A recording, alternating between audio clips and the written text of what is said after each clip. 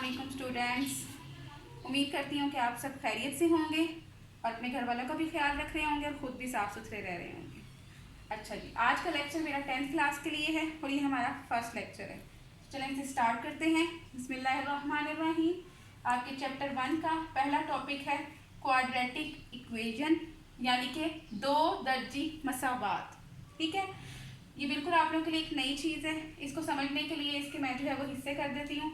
Quadratic equation, इसमें quadratic एक अलग लफ्ज़ है, इक्वेशन एक अलग लफ्ज़ है। ठीक है, इक्वेशन के बारे में हमें पहले भी पता है। ठीक है, दोबारा से पढ़ लेते हैं। इक्वेशन या मसावात। ठीक है, इक्वेशन या मसावात क्या होती है? आसान सी चीज़ आपको पहले भी पता है। ठीक है, इक्वेशन एक ऐसी चीज़ होगी जिसकी दो साइड्स होंगी, यानी कि एक ये साइड होगी और एक ये साइड है। ठीक है, और वो दोनों साइडें आपस में अलग हो रही हैं, सेपरेट हो रही हैं बराबर के निशान से। ठीक है, इस तरह से हमारे पास एक जो चीज़ बन जाएगी, एक साइड ये है, एक साइड ये है। इन दोनों साइड्स को हमने सेपरेट कर दिया बराबर के निशान से, इक्वालिटी से। इस तरह ये जो हमारे पास एंड रिजल्ट आ रहा है, ये जो चीज़ बन रही है, इसको हम कह देते हैं ये क्या है? मसावात या इक्वेशन, जिसकी दो साइड्स होंगी और वो दोनों के दरमियान में कौन सा निशान होगा? बराबर का निशान होगा। मसावात यानी कि बराबरी, इस्लामिक टर्म। ठीक है, उसके लिहाज से भी हमें पता चल रहा है कि बराबर का निशान आता होगा, उस चीज़ को हम मसावात कहते हैं या इंग्लिश में उसे हम इक्वेशन कहते हैं। ठीक है, उसके बाद फिर एक और पुरानी टर्म हम जो है वो इसमें इसको समझने के लिए इस्तेमाल करेंगे, वो है हमारे पास पोलिनोमियल या कसीर रकमी। ठीक है, अगर हम उर्दू में इसको पढ़ें कसीर रकमी तो ज़्यादा आसानी से समझ आ रही है। कसीर का मतलब क्या होता है? ज़्यादा। ऐसे ही इंग्लिश में पोली का मतलब क्या होता है? ज़्यादा। ठीक है, रकमी यानी कि रकम, ऐसी चीज़ जिसके अंदर ज़्यादा रकमें होंगी, एक से ज़्यादा रकमें होंगी, 2 रकमें, 3 रकमें, 4 रकमें। ठीक है, उस तरह की शक्ल को हम कहेंगे कसीर रकमी, पोलिनोमियल, ज़्यादा रकमों वाली जो चीज़। जैसे मैंने आपके एग्जाम्पल लिखी हुई है 2x की 3 + 3x + 1। इसके अंदर हमारे पास कितनी रकमें हैं? 3 रकमें हैं। ठीक है, रकमों को अलग करने के लिए हम जमा माइनस के निशान इस्तेमाल करते हैं। ये हमारे पास एक रकम, ये हमारे पास 2 रकम और ये हमारे पास 3 रकम, तो ये क्या हो गई? कसीर रकमी होगी। ऐसे ही अगर सिर्फ मैं 2 रकमें लिख लेती तब भी ये हमारे पास क्या कहलाती? कसीर रकमी ही कहलाती। ठीक है, एक से ज़्यादा रकमों वाली जो शक्ल होगी उसको हम कह देंगे कसीर रकमी। ठीक है, अब ये कसीर रकमी की भी आगे से बहुत सारी इकसाम आ जाती हैं।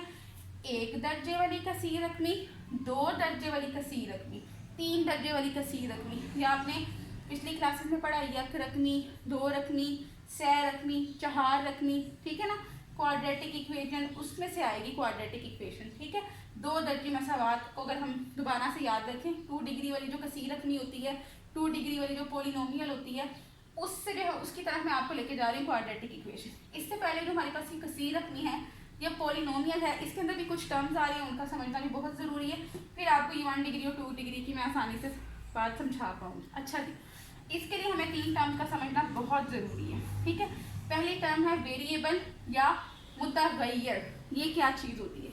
जब भी हम कोई पोलिनोमियल या कसीर रकमी लिखते हैं तो इसके अंदर कोई भी पोलिनोमियल या कसीर रकमी जो है किसी ना किसी मुतगय्यर से मिलकर बनेगी, यानी कि इसके अंदर कोई ना कोई वेरिएबल आ रहा होगा। अगर हम इस पोलिनोमियल की बात करें तो इसके अंदर ये जो x है ये हमारे पास वेरिएबल है।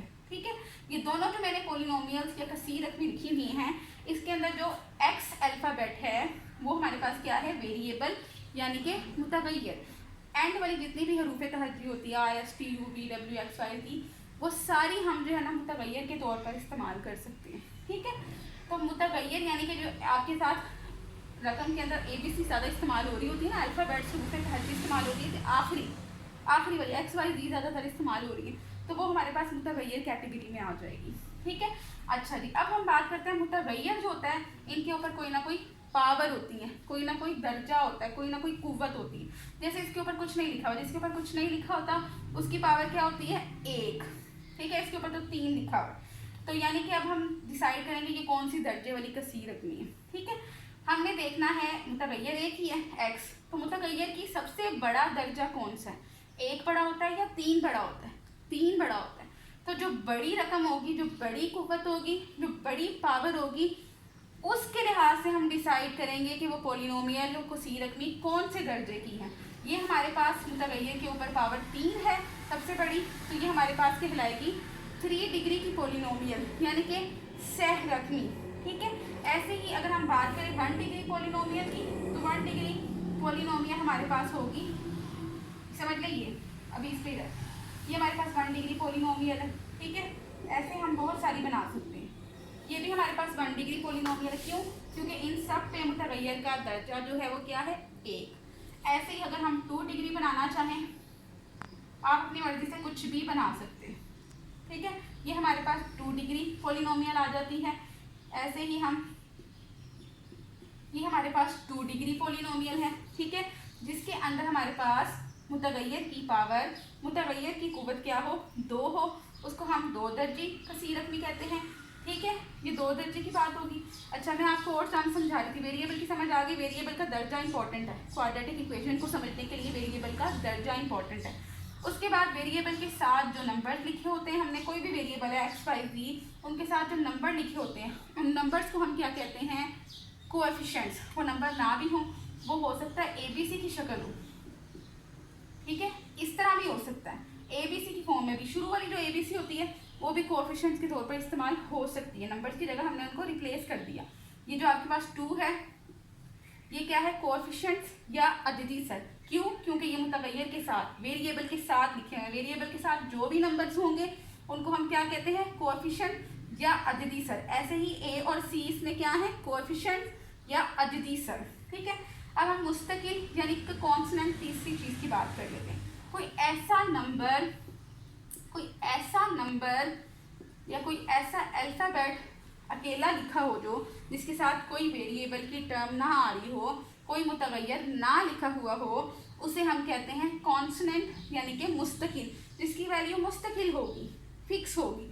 मुतगय्यर की वैल्यू चेंज हो सकती है, मुतगय्यर चेंज हो सकते हैं। मैंने आपको ये नहीं कहा कि x ही हमेशा मुतगय्यर रहेगा, ये बदलता भी रह सकता है आपकी अपनी चॉइस के हिसाब से, सवाल के हिसाब से, एग्जामिनर की चॉइस के हिसाब से, बुक के हिसाब से, कोई भी मुतगय्यर हो सकता है, ये चेंज हो सकता है। मुतगय्यर वेरिएबल यानी कि वेरी करता रहेगा, चेंज होता रहेगा। ठीक है, तो हमारे पास जो पोलिनोमियल होती है उसके अंदर एक मुतगय्यर होता है, अददी सर होता है और मुस्तकिल होता है। ठीक है, ये बात समझ आ गई।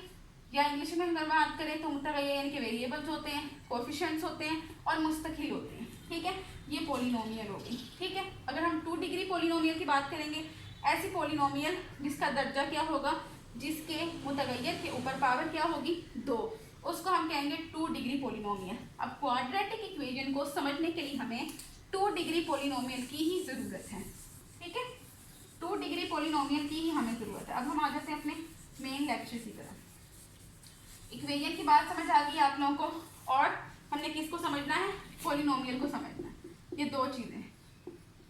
ठीक है, ये अगर आपको बात समझ आ गई है तो हम क्वाड्रेटिक इक्वेशन की तरफ जा सकते हैं। ठीक है, क्वाड्रेटिक इक्वेशन क्या होगी, क्वाड्रेटिक का मतलब होता है 2। ठीक है, क्वाड्रेटिक इक्वेशन ऐसी इक्वेशन जिसमें पोलिनोमियल की डिग्री क्या होगी, 2 होगी। ठीक है, तो हम कोई सी भी जो है वो अगर फॉर्म बनाते हैं, मैं स्टैंडर्ड फॉर्म लिखने की कोशिश करती हूँ। ठीक है, स्टैंडर्ड फॉर्म जिसमें कोई नंबर्स नहीं होते, ABC की फॉर्म में हमने लिखा होता है। ये मैंने एक चीज़ लिखी है। ठीक है, इसके 2 हिस्से हैं और इसको हमने दोनों हिस्सों को सेपरेट किससे कर दिया, बराबर के निशान से। इसीलिए ये एक इक्वेशन तो है, 2 साइड है इक्वल का निशान। ठीक है, तो ये हमारे पास एक इक्वेशन तो है। कैसी इक्वेशन है, 2 दर्जी कसीर रकमी वाली इक्वेशन है। क्यों? क्योंकि इसके अंदर जो हमारे पास मुतगय्यर है उसकी हाईएस्ट पावर, उसकी सबसे बड़ी पावर क्या है, 2। ठीक है, यहाँ हमारे पास क्या आ रही है, 2 डिग्री पोलिनोमियल आ रही है। ठीक है, और ये हमारे पास बन क्या रही है, इक्वेशन बन रही है। ठीक है, तो 2 डिग्री पोलिनोमियल एक साइड पे आ रही है और ये इक्वेशन बन रही है। तो इन दोनों का जो मजमुआ हमारे पास होता है वो क्या होता है, हमारे पास क्वाड्रेटिक इक्वेशन। इक्वेशन के एक साइड पे 2 डिग्री पोलिनोमियल हो, दूसरी साइड पे 0 हो और इनको सेपरेट किया हो बराबर के निशान से, तो इस तरह की जो शक्ल हमारे पास आती है उसे हम कहते हैं क्वाड्रेटिक इक्वेशन। ठीक है, क्वाड्रेटिक इक्वेशन में ये A, B और C आपके पास क्या है, A, B और B, A और B आपके पास क्या है, कोएफिशिएंट अदिति सर। क्यों? क्योंकि ये मुतगय्यर के साथ आ रहे हैं। इस क्वाड्रेटिक इक्वेशन में आपके पास मुतगय्यर कौन है, x। ठीक है, और मुस्तकिल क्या है, सी। ऐसे ही हम बहुत सारी क्वाड्रेटिक इक्वेशन बना सकते हैं, जैसे कि 2x² plus 3x plus 7 is equal है 0। तो ये हमारे पास एक क्वाड्रेटिक इक्वेशन है। ठीक है, आपको क्लियर समझ आ गई होगी क्वाड्रेटिक इक्वेशन की। अब क्वाड्रेटिक इक्वेशन के लिए कुछ शराइत हैं, वो शराइत हमारे पास क्या हैं, कुछ कंडीशंस हैं, उन कंडीशंस पे फुलफिल होना इसके लिए ज़रूरी है, वरना ये क्वाड्रेटिक नहीं रहेगी। जैसे कि अगर हम बात करें x² का जो वेरिएबल होता है, जो आपके पास x² वाली रकम है, इसका जो आपके पास वेरिएबल है यानी कि मुतगय्यर है, यानी कि a, जो a है आपके पास x² के साथ जो भी चीज़ हो, a आपके पास कभी भी 0 नहीं होना चाहिए, कभी भी 0 नहीं होना चाहिए। क्यों? अगर हम यहाँ पे पुट करें, अगर हमारे पास a 0 आ जाता है बेटा, ठीक है, a बराबर है 0 के, तो ये जो a x² वाली टर्म है, अगर हम a की जगह 0 लगाएं तो ये x² के साथ मल्टीप्लाई हो रही है ना, ये दोनों चीज़ें मल्टीप्लाई हो रही हैं, ये दोनों चीज़ें मल्टीप्लाई हो रही हैं, तो ये किसके इक्वल हो जाएगा 0। तो x² वाली जो रकम है वो नहीं रहेगी। जब x² वाली रकम ही खत्म हो गई है, तो जो आपके पास बाकी चीज़ बच रही है, क्या वो 2 दर्जी है, bx प्लस c बराबर है 0, क्या उसे हम क्वाड्रेटिक कह सकते हैं? नहीं, वो हमारे पास लीनियर इक्वेशन बन जाएगी, क्योंकि उसकी पावर x की 1 हो जाएगी। तो क्वाड्रेटिक के लिए हमारे पास पहली कंडीशन क्या है कि a जो है x² का जो वेरिएबल x² है, उसका जो कॉन्स्टेंट अददी सर a है वो कभी भी 0 नहीं होना चाहिए, कोफिशिएंट a की वैल्यू कभी भी 0 नहीं होनी चाहिए। पहले ये कंडीशन हो गई, ठीक है। उसके बाद जो आपके पास दूसरी कंडीशन आती है वो क्या है कि जो आपके पास a, b, c हैं, ये आपके पास रियल नंबर्स होने चाहिए, हमेशा रियल नंबर से बिलोंग करने चाहिए। ये हमारी दूसरी कंडीशन हो। पहली कंडीशन हमारी ये थी, दूसरी कंडीशन हमारी ये थी, ये आपके पास रियल नंबर हमेशा होना चाहिए, a, b, c real number के सेट से बिलोंग करने चाहिए।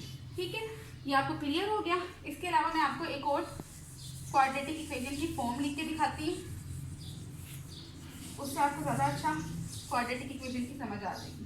ठीक है, हमारे पास एक है, फॉर एग्जांपल मैं कहती हूँ, यही मैंने लिखी, अब ये है हमारे पास, तो इसको बच्चे कहेंगे कि ये क्वाड्रेटिक इक्वेशन नहीं है, क्योंकि इसमें x की टर्म नहीं है।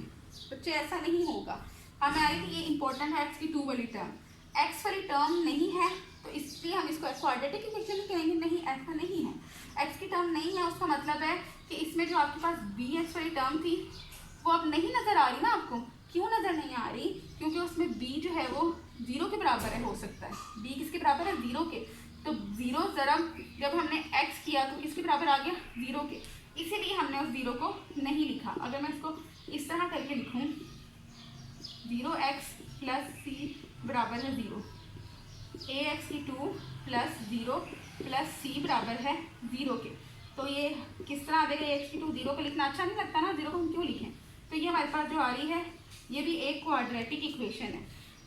x की वैल्यू ना हो कोई मसला नहीं है, b 0 हो सकता है, a 0 नहीं होना चाहिए, x² वाली वैल्यू कभी भी 0 नहीं होनी चाहिए। ठीक है, ये भी हमारे पास क्वाड्रेटिक इक्वेशन है, लेकिन ये हमारे पास कौन सी क्वाड्रेटिक इक्वेशन है, इसको भी हम नाम दे देते हैं प्योर क्वाड्रेटिक इक्वेशन का नाम दे देते हैं। ठीक है, खालिस क्वाड्रेटिक इक्वेशन, प्योर फॉर्म है ये क्वाड्रेटिक इक्वेशन की। ये हमारे पास स्टैंडर्ड फॉर्म थी, ये हमारे पास प्योर फॉर्म है, जिसमें x की वैल्यू या x का कोफिशिएंट जो है वो 0 हो जाए, तो उस तरह की जो शक्ल होगी उसको हम कह देंगे प्योर क्वाड्रेटिक इक्वेशन, जिसमें तीनों टर्म्स हमारे पास लिखी होती हैं, x² जमा bx जमा c इज इक्वल है 0। इस तरह को हम कहेंगे standard form of quadratic equation. ठीक है, और मैंने आपको डिफरेंट एग्जाम्पल दे के भी बता दिया है। ठीक है, और दे देती हूँ, ये आपके पास क्या है? Quadratic equation. अच्छा, अब आपने ये नहीं समझना हमेशा x ही लिखा जाएगा, मैं इसकी जगह कुछ और भी लिख सकती हूँ, t मैंने लिख दिया, सब जगह t आ जाएगा।